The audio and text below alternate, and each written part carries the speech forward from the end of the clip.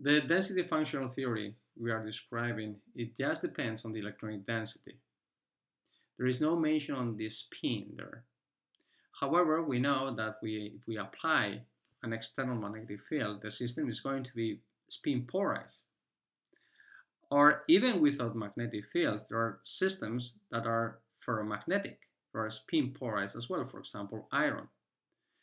But, for example, even the uniform electron gas, it might get spin polarized. The ground state of the uniform electron gas might be spin polarized, might be ferromagnetic for some densities.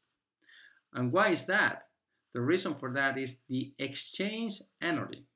Because actually, the exchange energy for the spin polarized case, it's more negative than the exchange energy for the spin unpolarized case. On the other hand, we have the kinetic energy, which is a penalty for the spin polarization, because the kinetic energy for the spin polarized case is higher in energy than the kinetic energy for the spin unpolarized case. So at the end, you have like a balance between the kinetic energy and the exchange energy. And you have that at certain densities, the exchange energy is winning, and that's why the system prefers to be spin polarized. So if there are systems, actually many systems where the system is getting polarized, is getting spin polarized, it's interesting also to include the spin in the density functional theory in order to describe the properties in the correct way. So here we are going to present how to extend density functional theory in order to include the spin, and that's called the spin density functional theory. So actually, for dealing with external magnetic fields, and also with systems, with atoms, with a strong spin orbit coupling, where in this case it means that the coupling between the electrons and the atoms will depend also on the spin of the electrons. So here also the spin is going to be important magnitude here. The density functional theory has been extended from the total density to the spin density. So we need to include the spin densities in the density functional theory in order to describe the properties of this system in the correct way. And actually, the extension in order to include the spin is quite straightforward, as we're going to see now. So first, we are going to define the universal functional, which in this case is not going to depend just on the density, on the electronic density, but it's going to depend on spin up and spin down electronic densities. And it's defined actually in the same way that we defined the universal functional for the density-dependent density functional theory.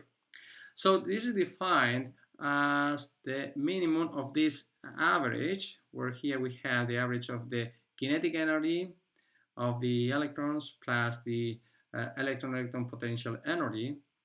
And this minimization of this one, of this average, is done on these wave functions here.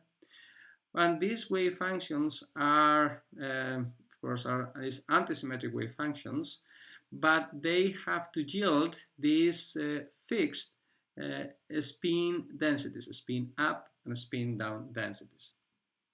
And of course, these spin densities, the spin up and spin down densities, of course, they are related to these wave functions.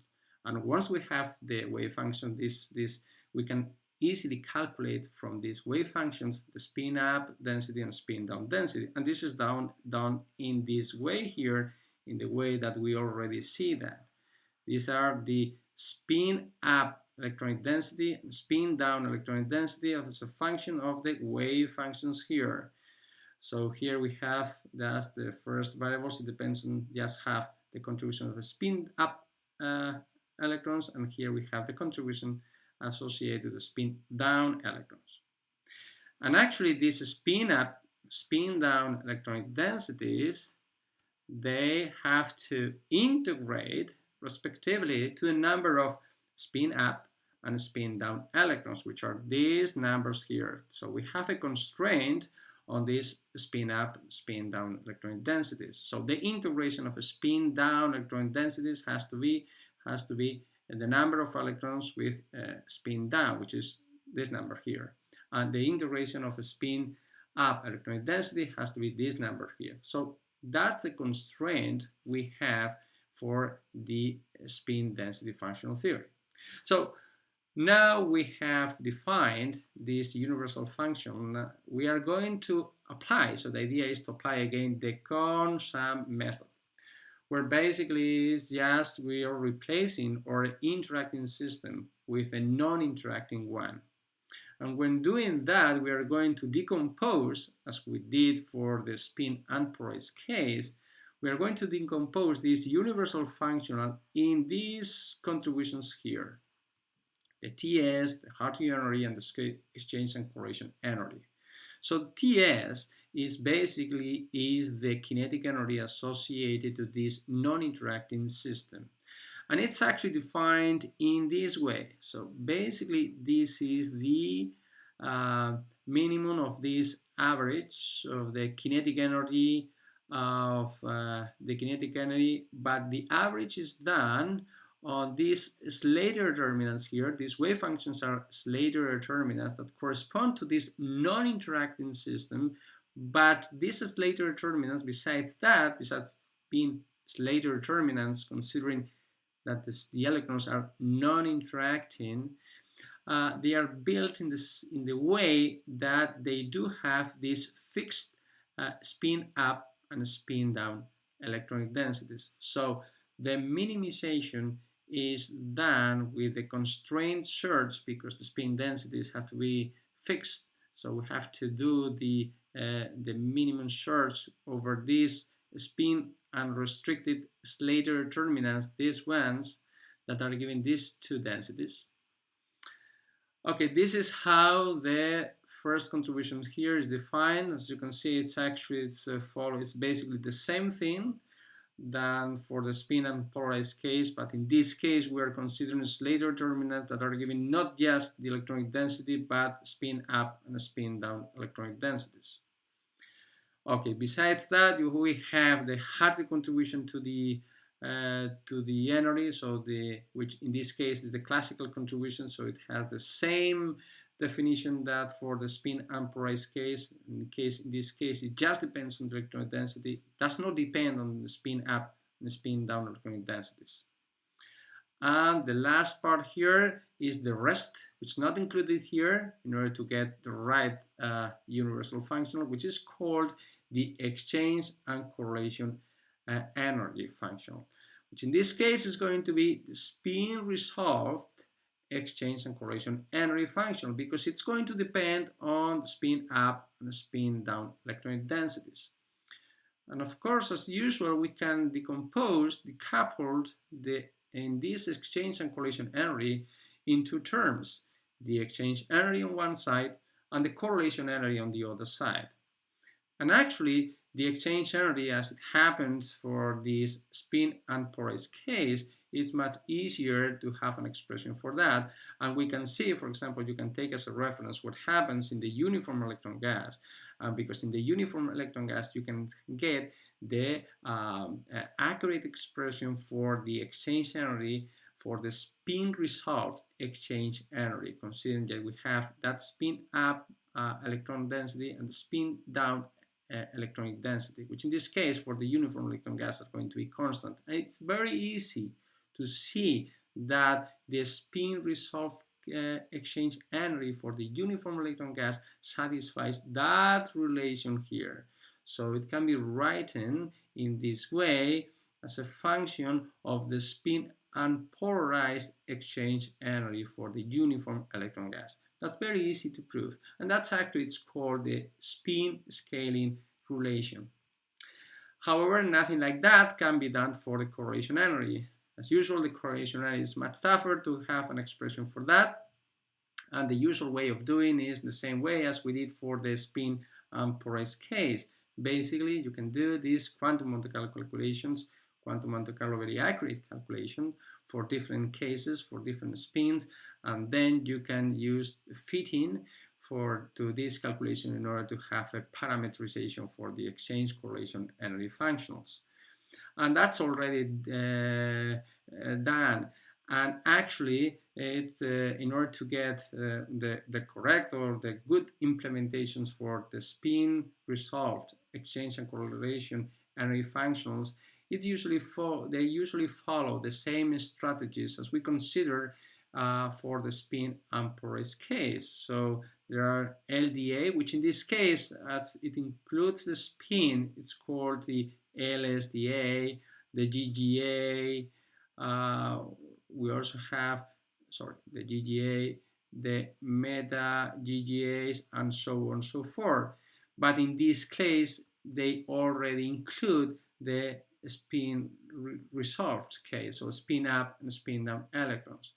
And actually, the references that we mentioned when we were analyzing each of these implementations, they do already include the spin resolved case. It already, there are, in this reference, you can find the implementations that they already include the spin resolved case.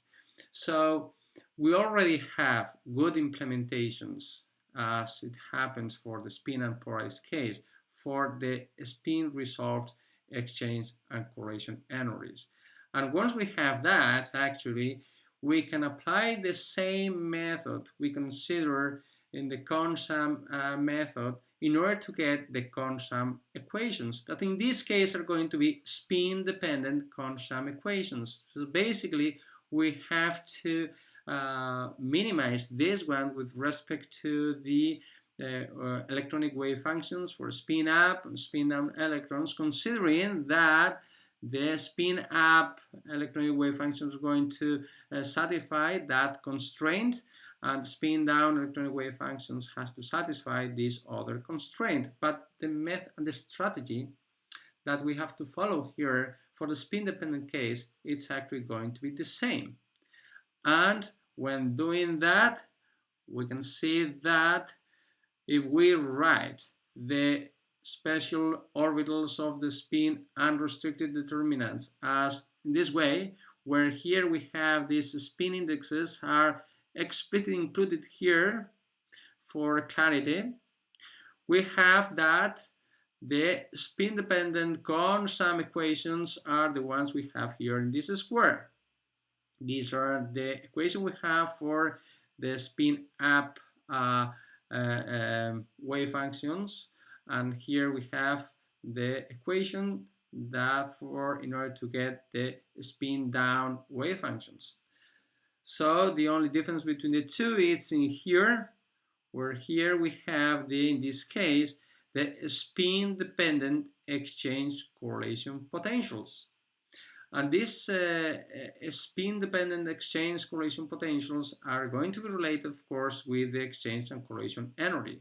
So, for example, here we have the spin-up exchange correlation potential is basically the functional derivative of the exchange and correlation energy functional, in this case, the spin-resolved exchange and correlation energy functional with respect to the spin-up electronic density. And the same way for the spin-down exchange and correlation potentials, where the spin, again, the spin up electronic density, of course, is going to be related with these CONSAM orbitals in this way. This is the spin up electronic density, which is related with the spin up CONSAM wave functions, and the same way for spin down electronic densities.